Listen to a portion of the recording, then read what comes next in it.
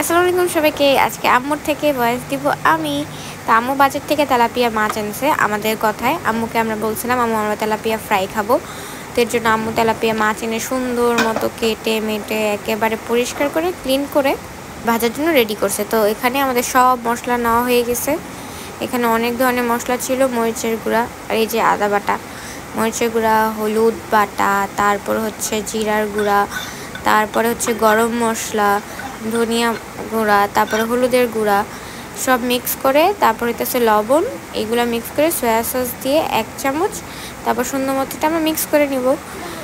এটা দিয়ে হইতেছে মেনলি আমরা ফ্রাই করব। এখানে আমরা 1 চামচ হচ্ছে টক দই নিয়ে নিয়েছি। তারপর সুন্দর করে এটা আমরা মিক্স করব।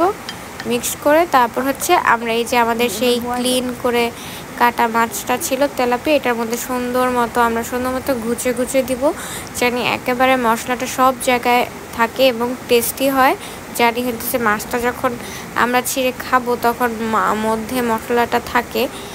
তো আম্মু সুন্দর মতো একেবারে মশলা সুন্দর মতো ভিতরে বাইরে সুন্দর মতো একেবারে ঘষে দিয়েছে, দেখতেই পাচ্ছেন।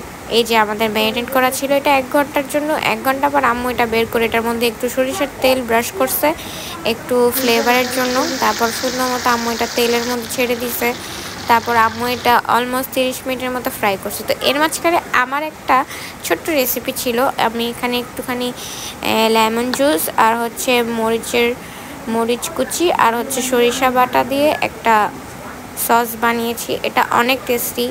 আপনারা দেখতে পারতেছেন এই ফ্রাইটা এত মজা হয়েছিল বলার বাইরে। এটা আমি এইভাবে সুন্দর করে যে সসটার সাথে খাইছি, মিলি সসটার অর্ধেক আমি মাছের উপরে দিয়েছি আর বাকিটুকু এইভাবে খাইছি।